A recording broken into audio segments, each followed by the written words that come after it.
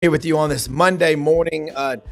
We are broadcasting from Atlanta, about 0.97 miles away from Truist Park, home of the Atlanta Braves. What a weekend. Brendan and I talking a lot yesterday. Takedown Saturday, okay? We're going to break it down, get a lot of smart analysis from Coach Ellis Johnson in the first segment. Alyssa Lang joins us at half past the hour from SEC Network. And then about a quarter till, Ken Capps will check in with the Texas, OU, and Texas A&M report out on the western flank. So, look, smash that subscribe button in the bottom right-hand corner. Smash it. And allow notifications. How, Brendan, on your Android and iPhone? Because we are broadcasting live, Twitter, Facebook, and YouTube. And what I want to say is that all the people that go to these football games, you get a thumbs up, man, because it's a passion. But without the fans, it ain't the same. So let's get started, man. Executive producer Brendan Martin in Ocala, Coach Ellis Johnson over in South Carolina, and Dave Tompkins in the Low Country in Beaufort, South Carolina. My son Wilson was at a wedding last weekend over in Bluffton, South Carolina. That is a beautiful, beautiful place. A Memphis wedding, but it was in Bluffton because the bride went to the College of Charleston. I don't know what you can't love, what's not to love about South Carolina. Coach, I'm labeling it Takedown Saturday. I was in Auburn at the game. We started off watching out at Lake Martin, Florida, and Ole Miss. And then in between, you had Alabama and Oklahoma. Can you make any sense out of any of this? Once again, the SEC cannibalizes itself. You mentioned something earlier that I didn't think about in all this melee. I was kind of been focused on who's going to get to the championship game. Yeah. And they've put some problems in the playoff picture now with these third losses on these guys. Yeah. A couple of them didn't shock me. Florida has been playing so well these last 2 or 3 weeks. When they got Lagway back, not only did they get a good quarterback, but he made a lot of other players better. They just could not get the ball to some of these kids that were really good players. I mean, they're a problem right now. Unfortunately, the season's about to come to an end. They're at least going to get in the bowl game. And then the other one was Auburn. It didn't shock me that Auburn was able to win a game. Texas A&M's not been the most consistent bunch this year. Yeah. And Auburn, they played it last week. They kind of found themselves, and they almost gave it back away. It was like the tale of two halves. Yeah. But it didn't shock me. They were able to get an upset there. Now, the Alabama game, I still can't explain it. I credit Oklahoma. I give them a pat on the back. But they've not been playing good football this year. They've had musical chairs at quarterback, but they've played hard and they got a defense. And I don't know what Alabama did. It was shocking to me, and I did not see a whole lot of the game. Yeah, it was crazy. And that call, Dave and Coach, he was covered up on Ryan Williams. I've never seen that called before, Dave. I don't know if you have either. No, I unfortunately didn't see it. I was crying in my beer watching the game at Yankee Stadium. Yeah, I think the cannibalized point from Coach Johnson is spot on. I mean, here you have a 3-loss Alabama team and a 3-loss Ole Miss team, both of whom beat Georgia. And you're going to have a 1-loss Indiana team and a 1-loss Penn State team who neither has beaten anybody. Yeah. And you got to put them in the playoffs. But I think if Ole Miss were to play, say, Penn State in a neutral site, I think Ole Miss would be favored. Yeah. And I think that's what we have. That's sort of the new normal going forward, and the SEC cannibalizing itself. And it's going to be interesting to see how this all shakes out in the next few years. But no excuses for Alabama. I mean, they have really stunk it up in at least half the games. They've had a couple masterpieces, but I mean, there's just no excuse for Saturday night in Norman. That was pathetic in my opinion. Yeah. Yeah. Coach, when you look at a game like Alabama and Oklahoma, and someone on the show, one of our guests last week, we had Chris Plank from the Oklahoma Football Network on, and I think it was brought up, Brent Venables, great defensive coach.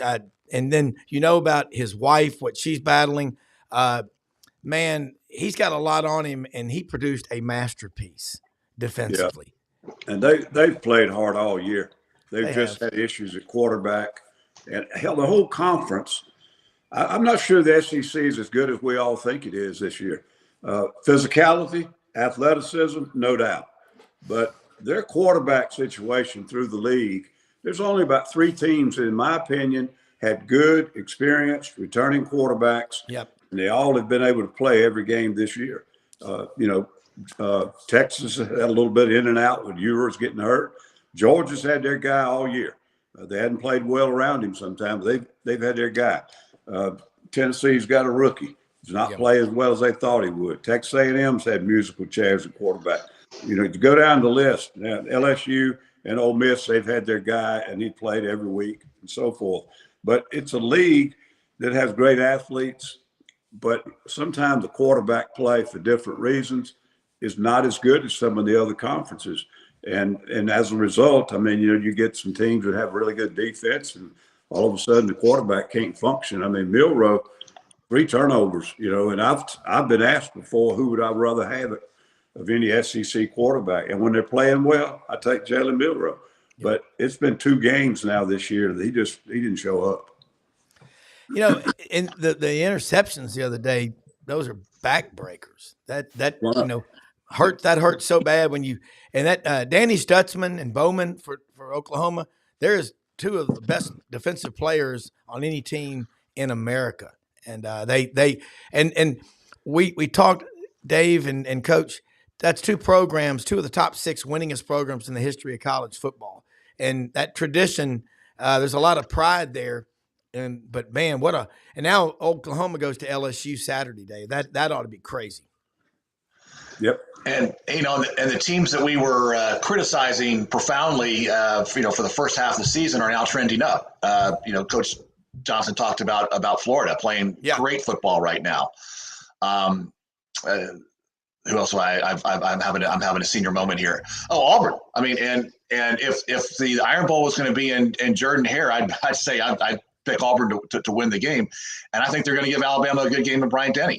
Auburn, they've been competitive in pretty much every game. They've shot themselves in the foot, snatching defeat from the jaws of victory, if you will.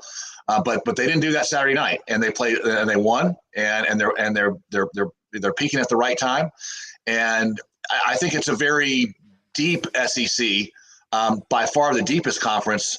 But yes, because of the dearth of really quality quarterbacks, I don't think there's any standout team with the possible exception of Georgia, but we'll see.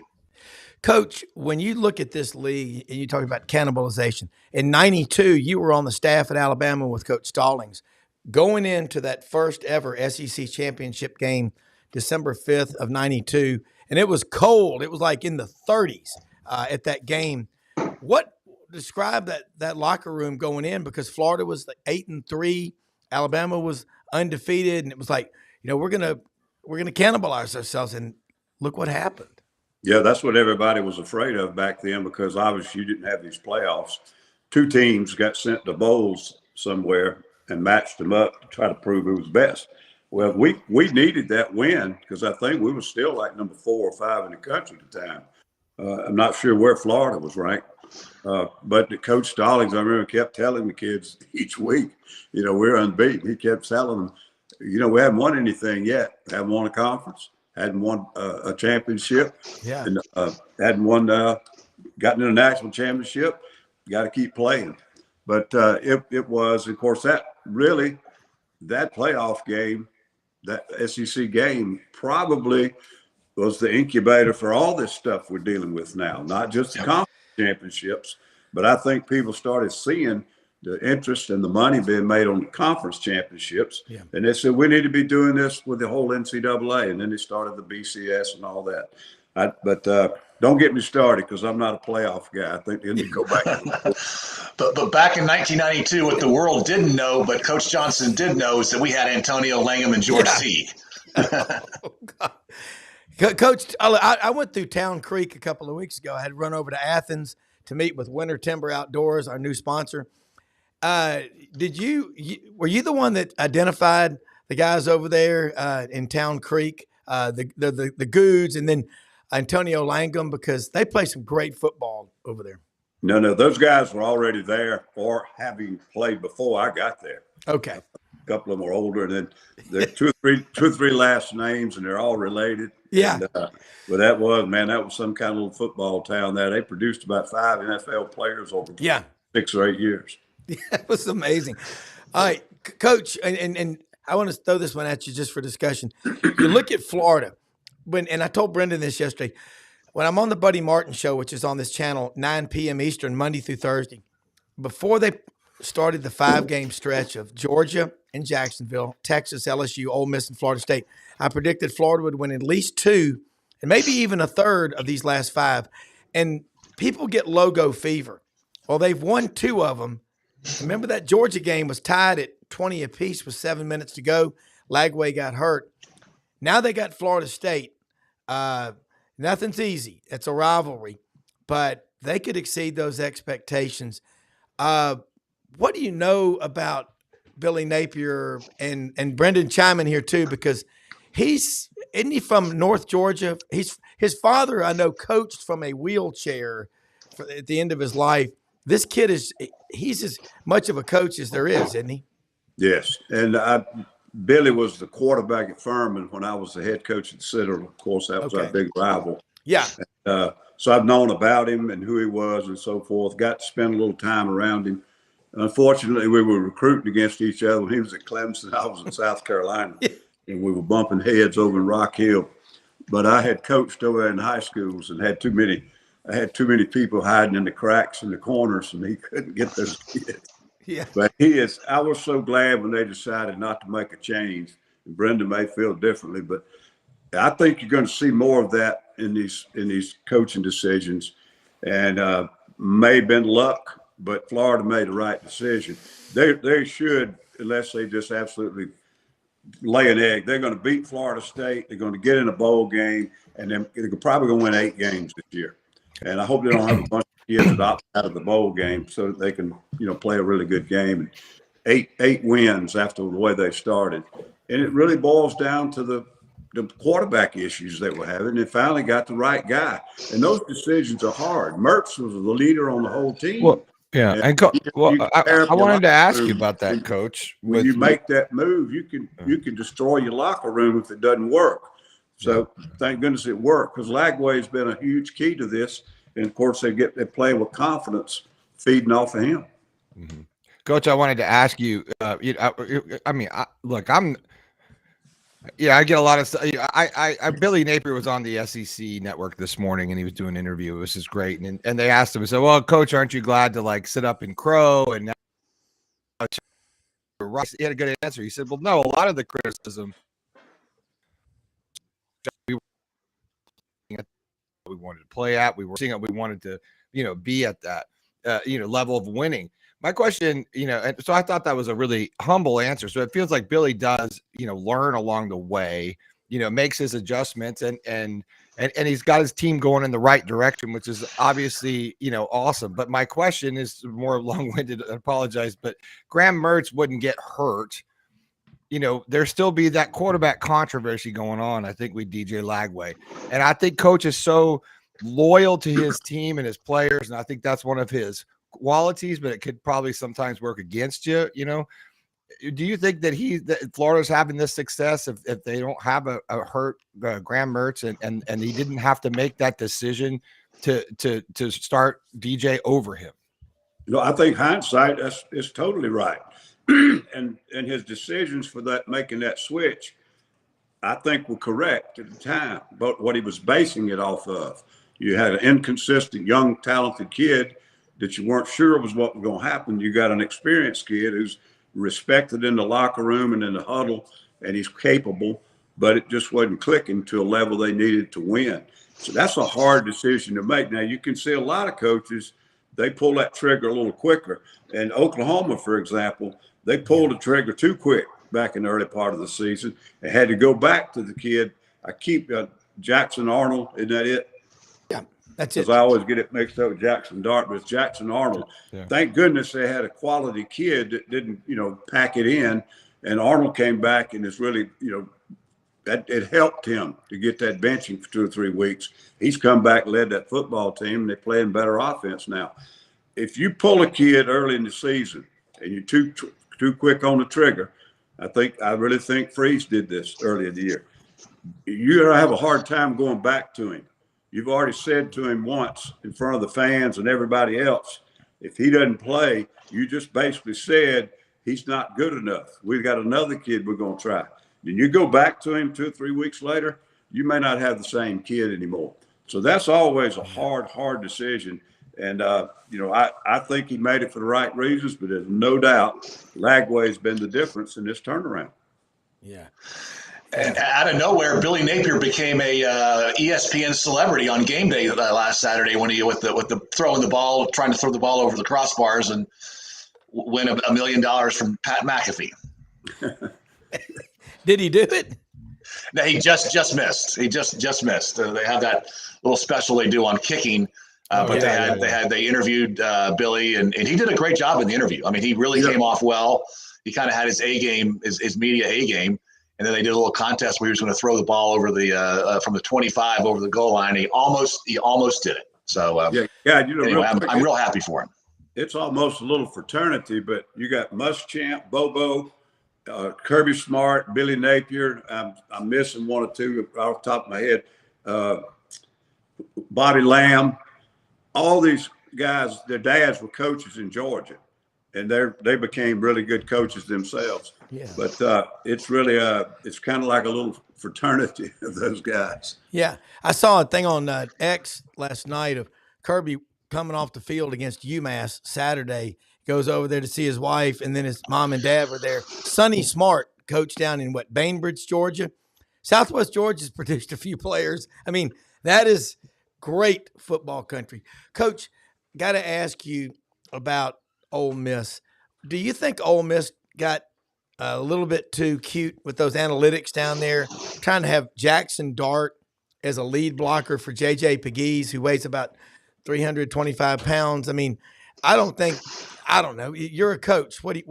Because, I mean, Florida's got talent. People forgot when they were losing, they still had talent. Yeah, when things like that, they've seen something on film. You know, what that thing they were doing with Pegues has been so effective, but I think the game before somebody loaded up on that side and just it was something probably that he saw that if they line up like that, all we have to do is let him just lead block over here and whatever. We'll go in untouched or whatever. But that's not their problem. Their problem is their defense didn't show up there, and they've been so good this year. Yeah. They have been really good. And they gave up some of those long passes at critical times and some other things to Ole Miss. But I thought that was where their issues were, was mainly on the defensive side. What do you think about Lane Kiffin's comments after the game, kind of, criticizing, the playoff system? And I don't know if you heard him speak afterwards in his press conference. I did not. You guys hear him? Did you hear him, Dave, or Jim? I did not. I was going to make kind of a related point, but I'm interested to hear what his comments were. Yeah, well, he basically came out, and I'm paraphrasing, but he's complaining about the system, and the way it's set up, it's a big decision to be, to playoffs. Like, he was clearly upset with the fact that they're done. And he was just sort of, it felt like he was whining a little bit, which felt like a sort of an older version of Lane Kiffin, which I felt were not probably the best comments. What would you think if, I know you didn't hear it, but what are your reactions to that? Well, the system is a mess, okay? But not because Ole Miss didn't get in. It's just a mess. You're gonna let a committee get together and pick who's gonna be in it. I don't care if you have 4 teams, 8 teams, 12 teams, or 20 teams. Somebody's going to be upset and mad and all that because the system is flawed. And again, I wish they'd just throw it all out and go back to the bowl games. If you don't think bowl games are great, you never got to go to one. It was the best thing in the world in college sports. But Daddy Warbucks Disney, that's who they work for now. Everybody works for Disney now, for the almighty dollar. There's not a college football arena on that level anymore. That committee gets up in the morning. They're not working for the ADs or the football teams. They're working for Disney. And when they pick those teams for that bracket, you can bet brand names and other things are going to go into it. Yeah. Well, to me, the big question is scheduling going forward. So the NFL schedules, what they're trying to optimize, if you will, is around parity. They're trying to create parity in their scheduling. Right. Well, if the Big Ten is not trying to do that, and the SEC is, I'm not saying that's the case, but I'm just hypothetically, then we're shooting ourselves in the foot, because we're going to have a bunch of 3-loss teams. You know, this year is a great example where Penn State and Indiana are going to get in. And I don't think those teams could beat, you know, a 2-loss or even maybe a 3-loss SEC team. And so if we schedule for parity, we're just gonna continue to cannibalize ourselves, to Coach Johnson's point, and we're gonna get less teams in the playoff, and more Midwest and Northeast teams will get into the playoff, and that just doesn't seem right. And you know, so if I think scheduling is going to be so important going forward. You know, and you want to be able to schedule some of your tough games earlier versus in November, because if you have a really tough game in November before your rivalry game, before the Iron Bowl in Alabama's case, then you're going to get a lot of people hurt, and then that's just going to impact, you know, your rivalry game, the conference championship, if you get in, and then the playoffs. So I don't know, I'm rambling, but I think it's going to be really interesting to see how conferences schedule going forward, given the reality of the playoffs. Yeah, it's going to be impossible. They're going to get on a rotational thing randomly. What the NFL does, as y'all well know, of course, they got divisions, but past the divisions, they look at the season before, and they try to gauge who the better teams are and make sure, you know, they play different games or whatever. But they can do it because there are fewer teams involved, and they have divisions and conferences, and it's not just a checkerboard out there with, you know, people are trying to schedule and rotate and make sure every kid plays on every campus and whatever else. But we've probably beaten it to death. I don't like the mega conferences. I don't like the system, how they pick to get in the playoffs. I really think all of it's just some kind of, if y'all remember, the reason we're on this number of teams is everybody was raising Cane at number 5 and 6 were just as good as 3 and 4. And we get more teams in there, at least the last 4 or 5 that get in won't be any good, but at least we'll make everybody happy that it was number 5. I mean, it's never going to be any different. I don't care how many teams you have. Yeah, and it's like, I think this year it's become clear that the top 4 teams are, in no particular order, are. So I'll list the SEC team first: Georgia, Oregon, Ohio State, and Notre Dame. Then I would include Texas at number 5, and then I think there's an enormous separation between number 5 and number 6 through 12 or 6 through 25. And so if this were last year and 4 teams are coming in, you know, that would be the argument, the 4 or 5. And you know, does Texas get in, or does, you know, one of the versus one of the Notre Dame or one of the Big Ten teams? But I think this year, where we are now, I think there are clearly kind of 5 teams that are sort of have created some separation over the rest of college football. But only 2 of those 5 teams are going to get a bye. And I'm telling you, that bye is huge. It would be in pros, but it's huge on the college level because just of the consistency to win 3 games in a row against real good teams. We just got through talking about how hard that is, because you have to do that in the SEC, and most teams cannot do it. They cannot win 3 games in a row versus good teams. And even the teams that don't deserve to get in, they're still pretty good. If they won 10 games, they got a good football team. And you got to play 3 of those guys in a row to win that championship. The odds are very much against you. And somebody like Boise State's going to get a bye, you know, or somebody like that. And then Ohio State's going to be over there trying to win 3 in a row. Yeah, Coach, this is an interesting comment from Perry Mason. I love Perry Mason. He is a citrus farmer down there in Central Florida. The SEC did a horrible job. They gave Texas a huge break on their schedule. And, I mean, you can look at that schedule, what Oklahoma had to play this year, Dave, and they just played Alabama. And Texas's schedule, and Georgia came to Austin and whipped them. But there's a lot of truth in everything you say, Coach. But I think 80% of the TV sets in America reside in the footprint of the Big Ten. and connecting the dots, the terms of endearment in life follow the money trail. And You got it. I just, what I want to see, and Dave, you're right. I like that. Georgia, Ohio State, Oregon, and Notre Dame in no particular order. But I've taken a lot of heat for saying Georgia's the best team in the SEC, but I still think they're the best team in the SEC. Do you know Brent Key, the coach at Georgia Tech? I don't. Not well at all. But I watched that game against NC State, against Dave Doran, and Thursday night. There's good football played everywhere. The SEC, when we separate the conference, Saturday lost potentially Ole Miss, Alabama, and Texas A&M.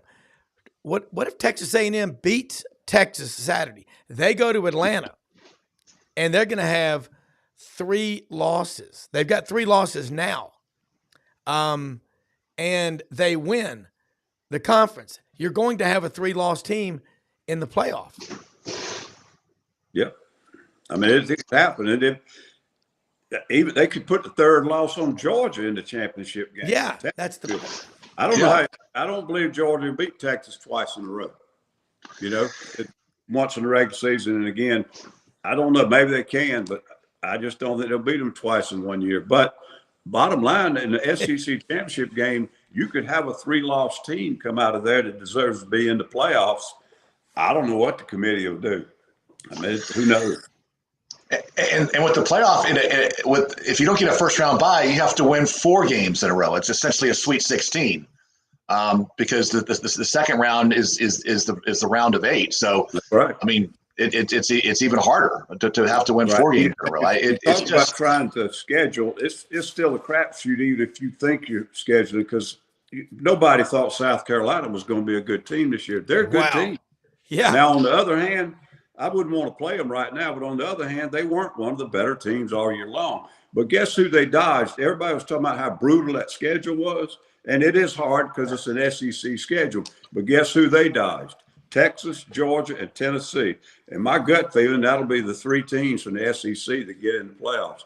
So South Carolina didn't play as brutal a schedule as they thought coming into the beginning of the year. So you don't know. You can't predict how the schedule is when you see it, whether you really got some parity in there or not. I think it's impossible, that number of teams. Yeah. You know, and as we kind of, I'll continue the sort of the momentum of worst case thinking, but the worst case of you get to the semifinals, Final Four, and you have a team that's healthy versus a team that has a bunch of people that are banged up, and you know, what does that mean? And then you're looking over your shoulder at the bowl games, and no one's there watching them. And you have one team has everyone playing, and have another team where half the players have opted out. And then you compare that to, say, 1986, and you know, when we all grew up, and you know, you had the month between the end of the regular season and the bowl games, and everyone was fired up for the bowl games, and packed houses at all the stadiums, and it was just a wonderful holiday season. So yeah, it's I mean, probably half my mind is kind of for the playoffs, but listening to Coach Johnson, I'm becoming more of a naysayer, and yeah, it's really all about a TV contract. It is, no question. It's chasing the dollar is what it is.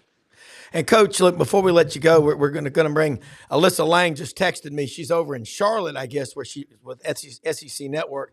She said, Rob, the city of Charlotte has decided this morning to tear up the sidewalks in front of my house. So she goes, if it sounds loud in the background, I'm like, hey, I'm used to loud. I've got a 2-year-old right in the next room next to me over at my daughter's house here in Atlanta. So far, so good. But Coach, awesome input. Your insight is incredible. And thank you so much. And we're going to do it again next Monday.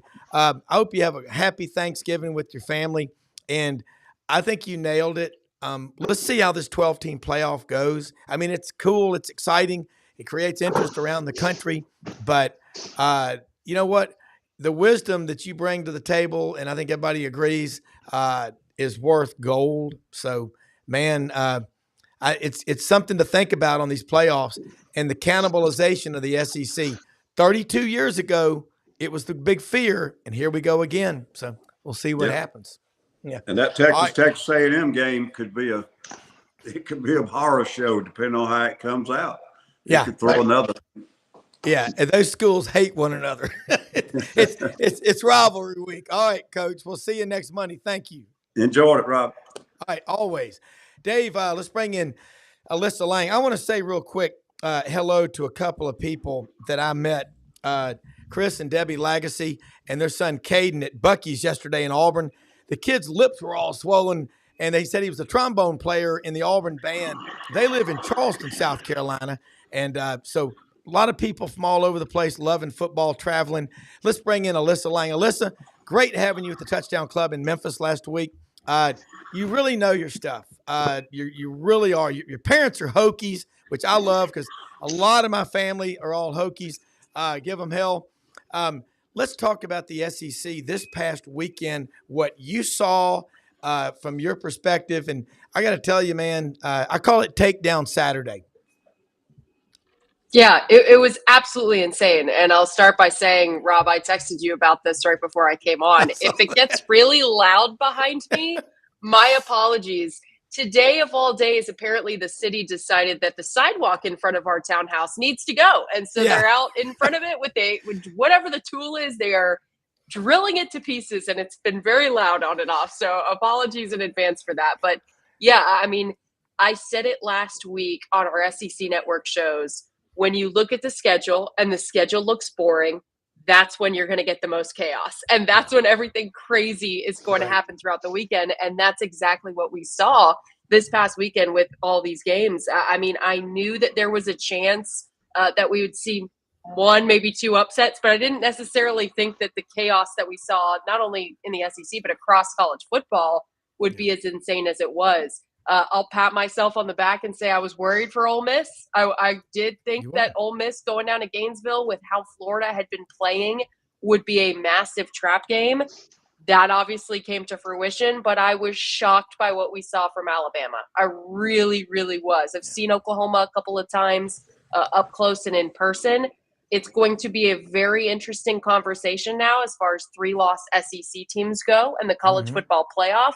Maybe there's teams in the Southeastern Conference that end up sneaking into the CFP that weren't really in the discussion when we entered this past weekend. So this final weekend of the season is going to be, I think, even more insane.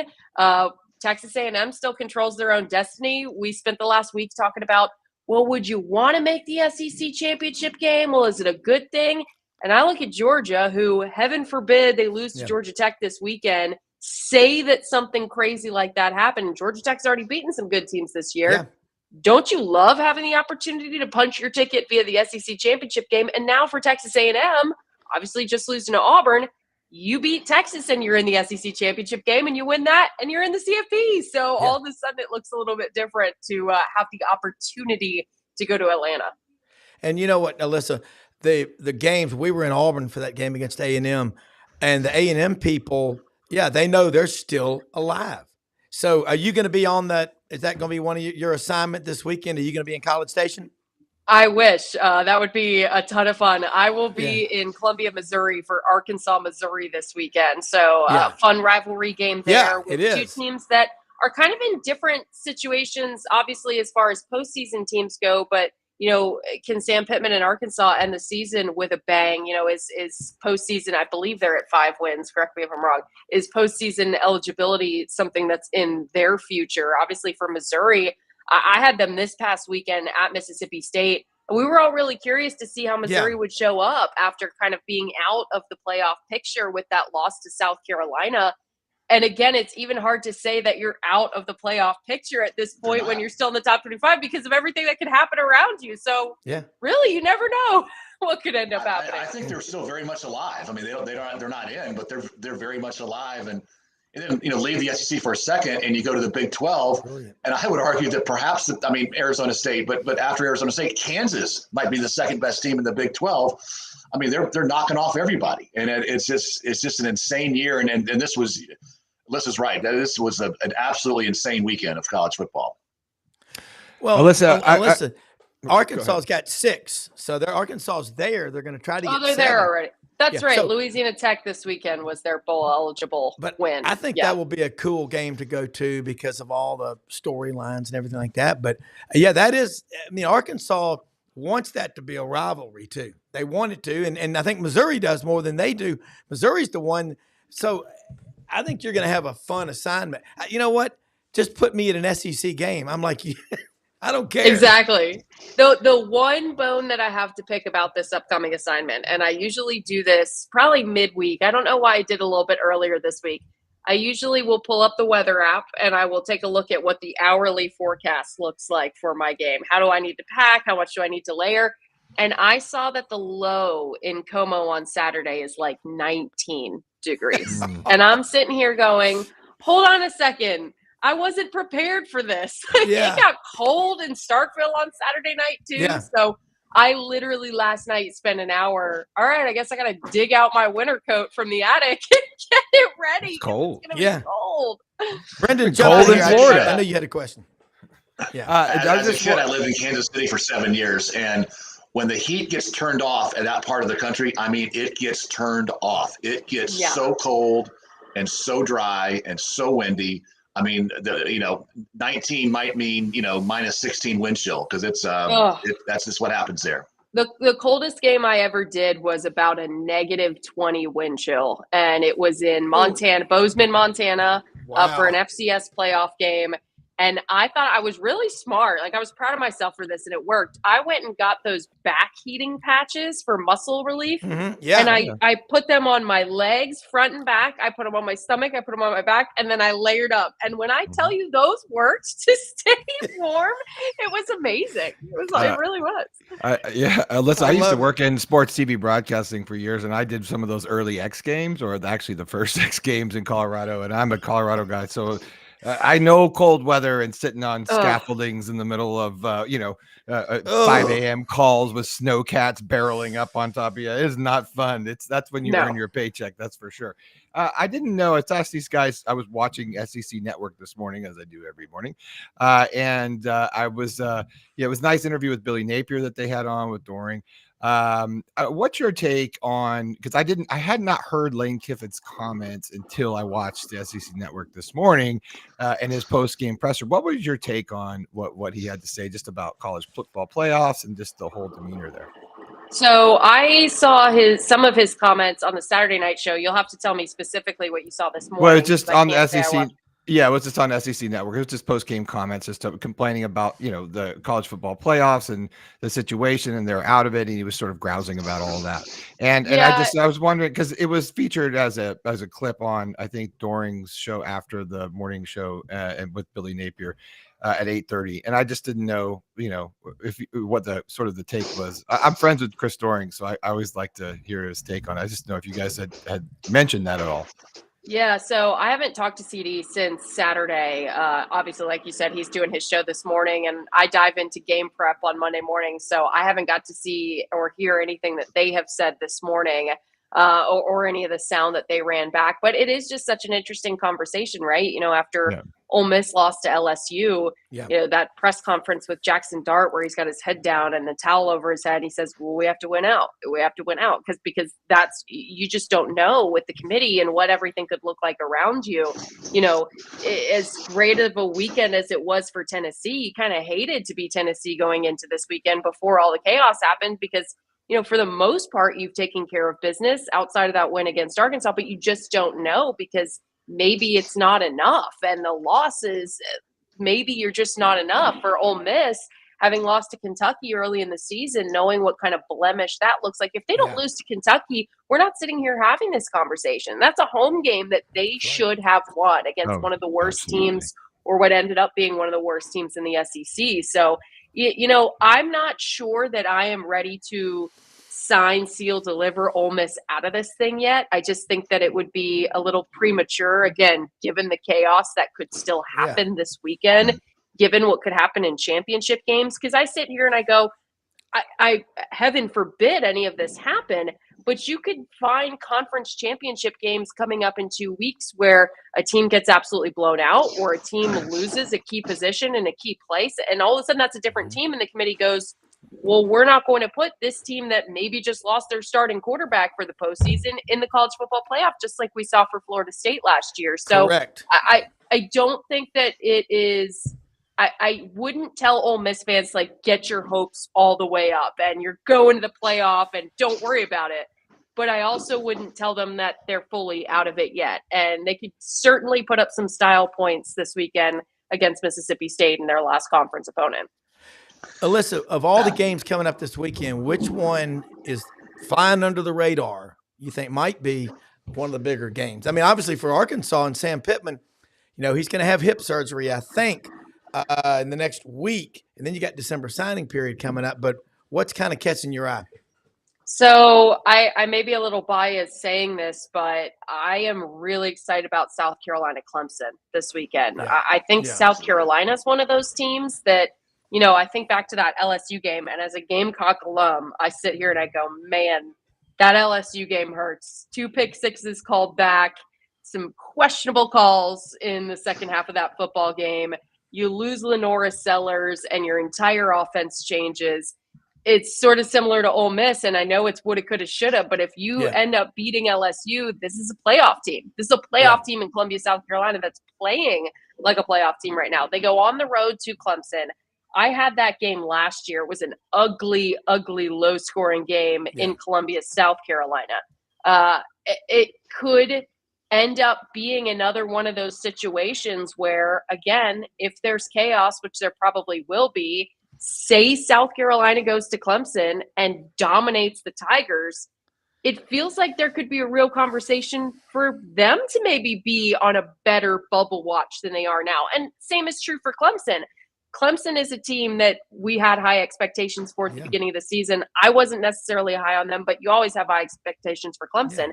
You beat a South Carolina team and a South Carolina defense that's coming into your house, and all of a sudden Clemson probably gets a lot more respect from the committee. So I think that's a rivalry game that always flies under the radar, quite honestly, having experienced it myself as a fan and as a journalist. So that is one. And I think Florida State all of a sudden just got a lot more interesting. I will say personally, I predicted that Florida would win 7 games this year. I got laughed at. I got drug across social media, and all of a sudden they're 1 game away from 7 wins. And if they can beat Florida State in a year where they really should, all of a sudden this looks really good for Billy Napier. 7 wins in a schedule like that. So I'm very interested in how that one goes too. I think people need to not underestimate the grudge match of Florida State and how difficult it is for the Gators to go into Tallahassee and win that game, because I've been to many of those games, and look, I've worn orange and blue on the sideline and they threw batteries at me. So like that place is a tough place. I'm joking around because I'm a Gator fan, and I'm still wearing my shirt. The Gators won it Saturday. I still have the shirt on. I'm not taking it off. I'm going to keep it on until they lose.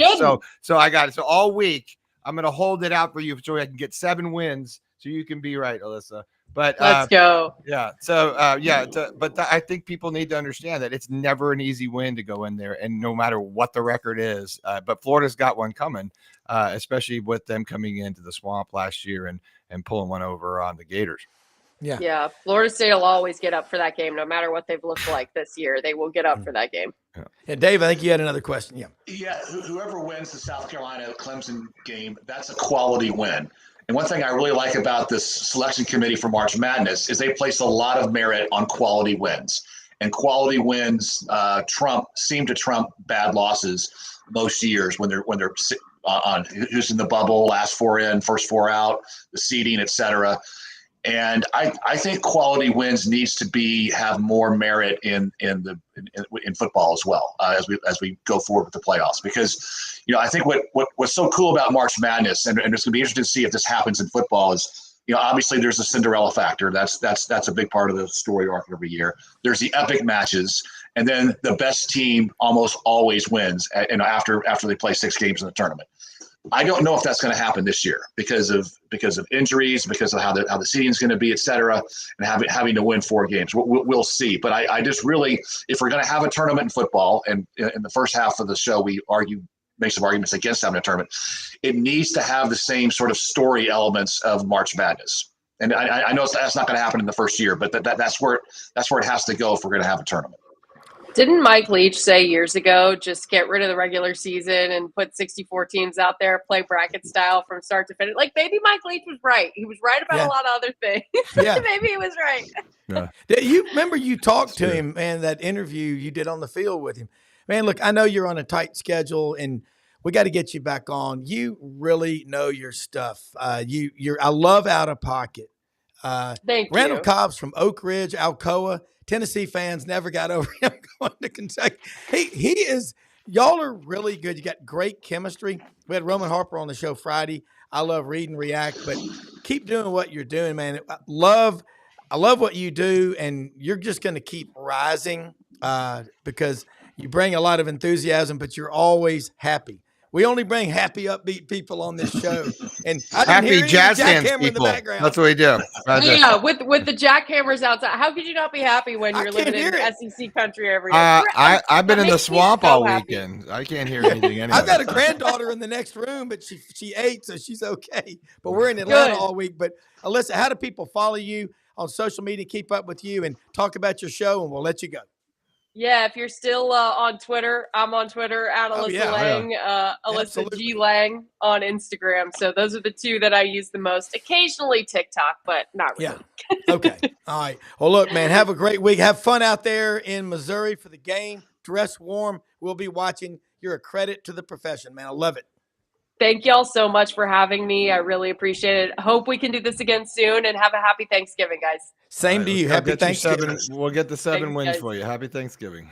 Yeah, there you go. 8 wins. 8 wins. Hey, Yeah, look, Dave. I wanted to. Don't laugh. Brendan's got it on tape.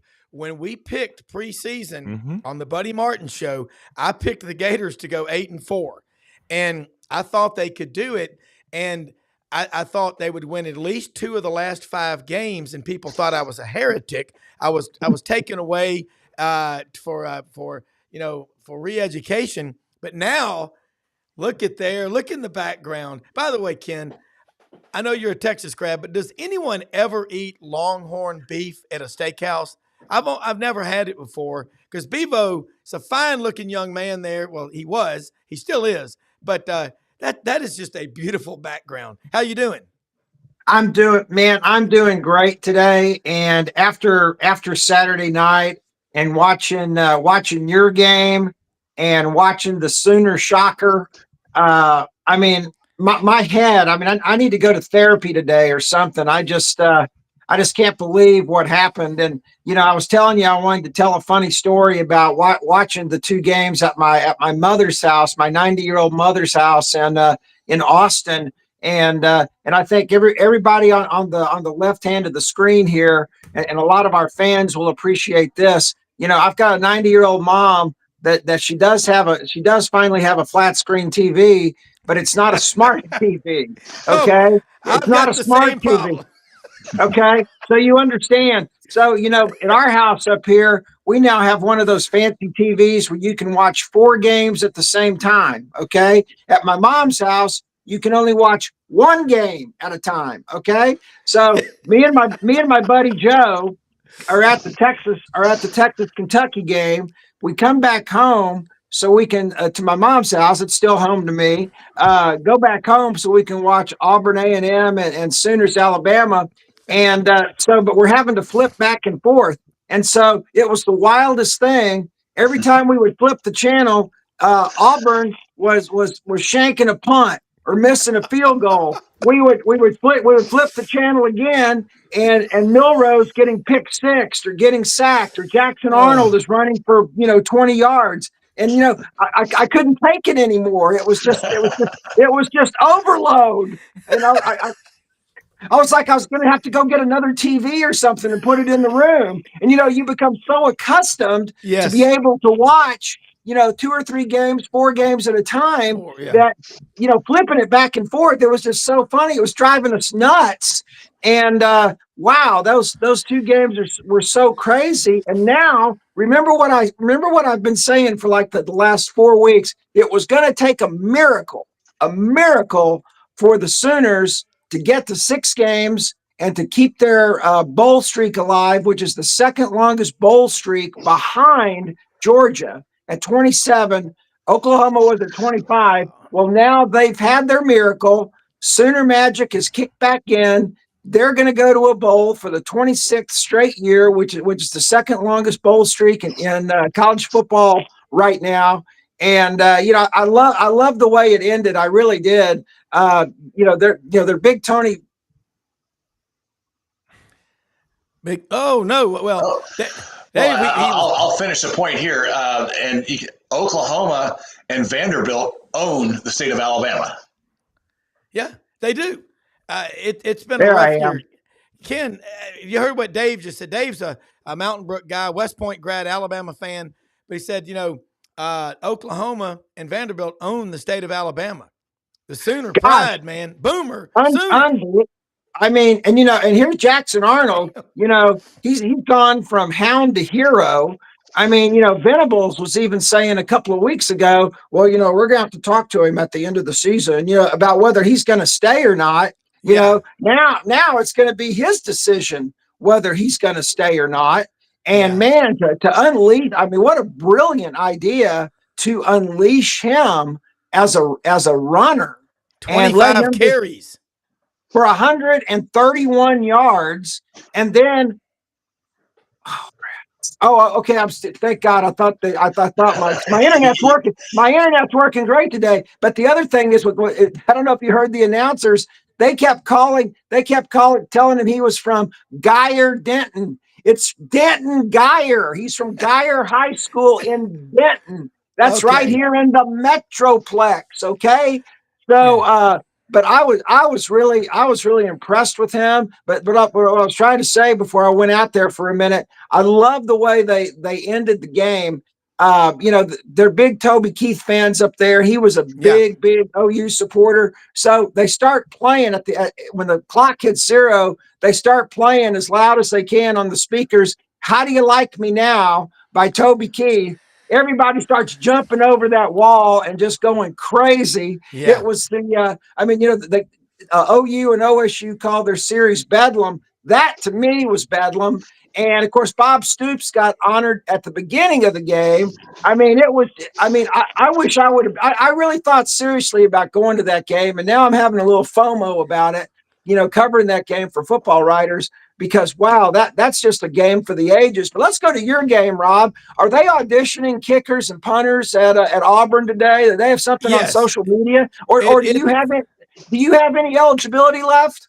Well, let me tell you what happened. Josh Chapman, Auburn's kicker from last year, who did not miss, got a stomach ailment over the summer and lost almost 60 pounds. Then they brought in Towns Magoo from Auburn High School, who could kick it 100,000 miles, as Larry Munson said, but he shanks them left or right.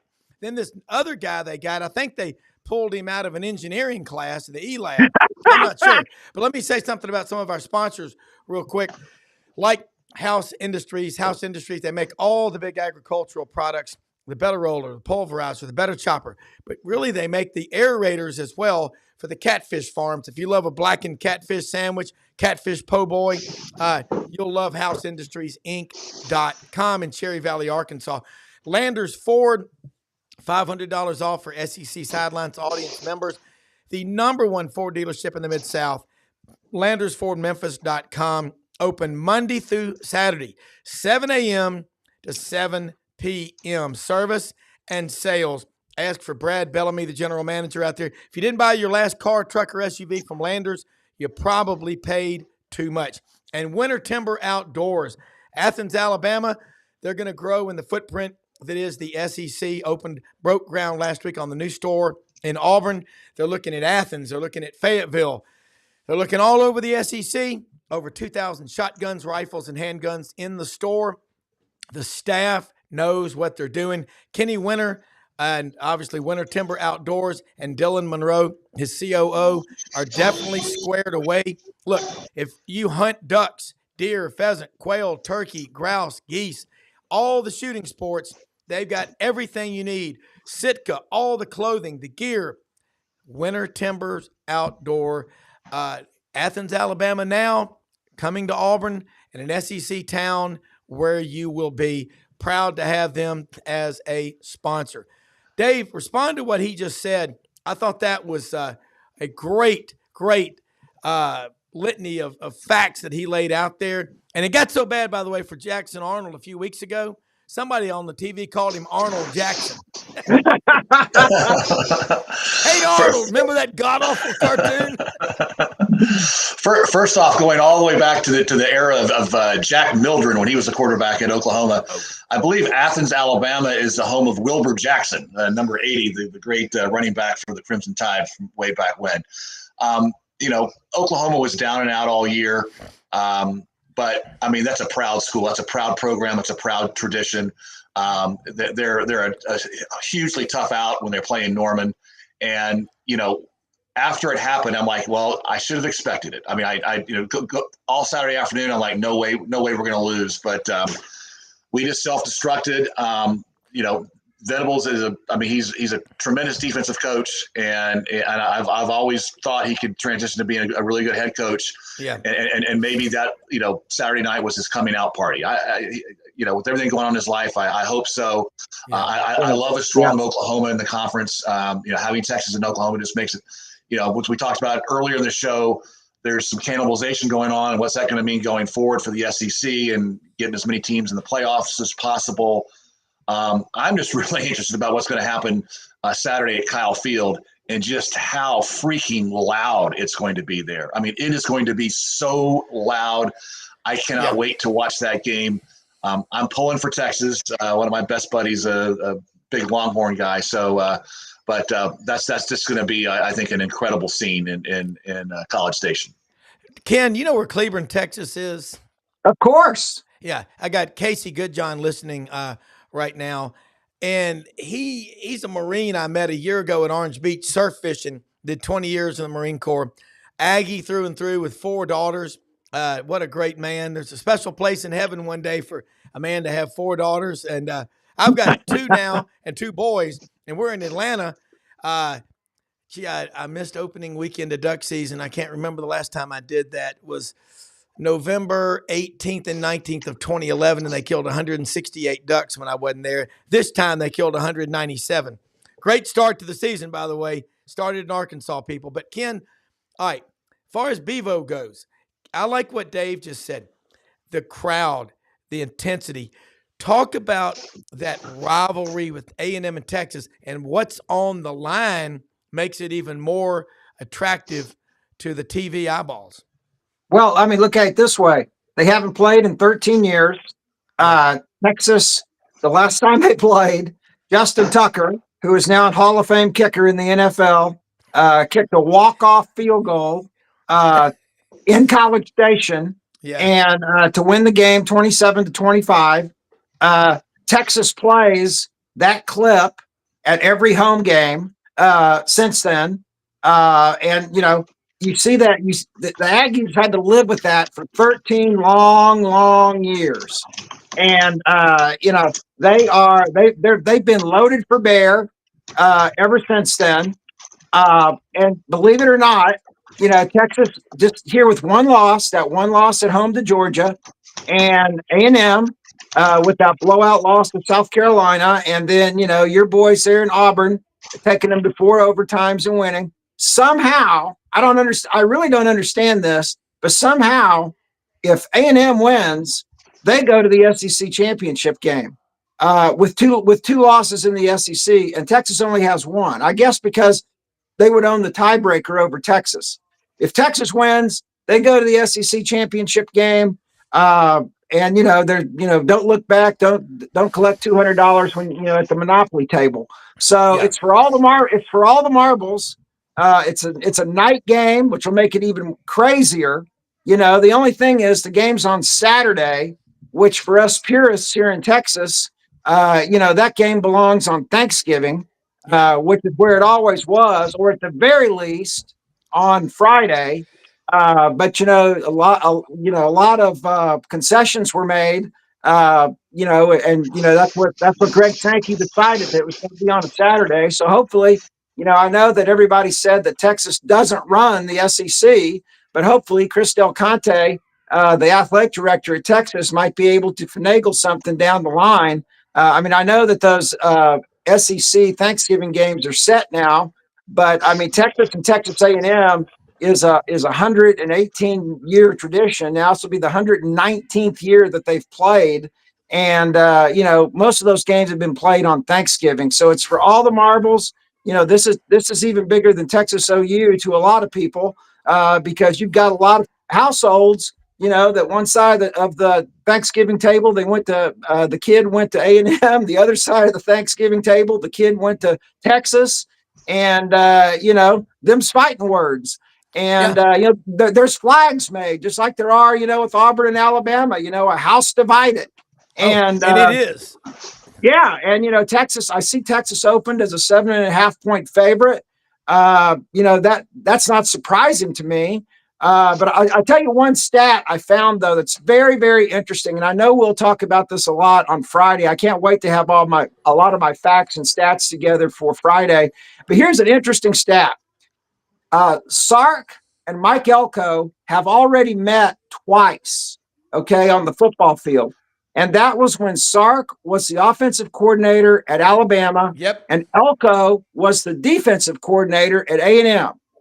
Alabama and Sark beat Elko and A&M twice, And Sark's offense versus Elko's defense put up almost 500 yards per game on Elko's defense.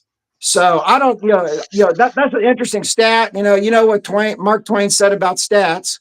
Don't mean a damn thing. But I just thought that was interesting that that Sark's offenses put up that many yards on Elko's defenses. And and again, you look back at A&M. A&M. I was very impressed, Rob, how Auburn pretty much kept a lid. I mean, as much as they could, put a lid on Marcel Reed all night. I mean, he got his yards here and there, but they stopped him a lot and sacked him a lot and stayed on top of him. And back to what Dave was saying, I mean, I thought Venables had a brilliant game plan on just keeping Milroe in check, and just being on top of him. And God, it seemed like I don't think he got a big scramble one time, and being able to sack him all the time and keep him from running for big games. And of course, the pick six was the giant killer, in my opinion, in the OU Alabama game. Wouldn't you agree? Absolutely. I think Venables did a job Saturday night as he used to do when he was at Clemson and in Clemson's 2 national championship. I think that it was Jalen Hurts that in that case just had him completely bewildered, and he had Jalen Milroe completely bewildered. And Jalen Hurts is a smart guy, as is Jalen Milroe. But Venables was able in both those situations just to completely just befuddle the quarterback and the offensive coordinator. So give them all the credit in the world. And then, looking ahead for the SEC, how awesome is it that this Saturday going forward is going to include both Texas A&M, and the Iron Bowl? I mean, that is just is just epic. And it will be, David. And correction here, real quick, on the kicker, Doug Dean. I was with him. Just reminded me. I was saying Josh Chapman. No, it's Alex McPherson from Fort Payne, Alabama, Auburn's kicker that's been out, lost about 60 pounds. But yeah, that normally is a guarantee that Auburn will have good kicking. And special teams guys are a third of every game. And along the line of what both of y'all are saying, the TV, like I say, we're over here with Mallory. She's an Alabama grad in the room next door. Wife is a Vol. I've got Auburn. I mean, I've got Gators. We're all over the place. But guys, that Hook'em Hut, I absolutely love the Hook'em Hut. Now, Dave, Ken, you've got the internet perfect. Whatever you did, you got Starlink or whatever. That's what I'm going to get over there at the farm. But keep doing what you're doing. And we're going to get, Dave's going to get a Yeti blue mic with the headphones. Get you one at Best Buy. With the headphones like this and a Yeti blue mic, you will sound, because Dave's got a broadcast voice, and the data that comes out of his noodle is amazing. And for both of y'all, I'm going to throw another thing at you. These rivalry games. I'm like Blind Squirrel Sports. It's going to be hard. I mean, and I ran into a lot of people over the weekend that watch our show and that will be watching now It's really cool when you go to a Bucky's. Boy, Yeah. we were at the Bucky's in Auburn yesterday, and we stopped at the one in Leeds, Alabama, Friday night on the way over from Memphis to Atlanta. My goodness. Wow. You talk about, look, Bucky's needs to be the official. You know what? A friend, Billy Roberts, and I were driving back to Atlanta from Auburn, Lake Martin yesterday. Billy made a great point. He said, someone said, what is Bucky's? He said, imagine if a truck stop and Walmart had a baby. It would be Bucky's. I have to jump off, but I'll throw one more Texas kicker. A Texas kicker out there, Russell Erksleben. What's that? Yes! One of the greatest games of all time. Hit the 67-yard field goal in 1977. I was there. I was a mere 16 years old at the time. And I mean, that was unheard of. Now you've got these kids kicking 50 and close to 60 all the time. That was unheard of. And if you recall, I love that piece of trivia, Dave, because the next week, Steve Little at Arkansas kicked another one that was just as long. And then who was the kicker at Tony Franklin at A&M? He was Tony Franklin. There you go. That's it. I'll tell you, all in the Southwestern Conference. And the all-time Mount Rushmore of kickers names. Remember Arkansas legendary kicker Ish Ordonez. Yeah. I was about to say Jan Stenerud, but Jan was not from Arkansas.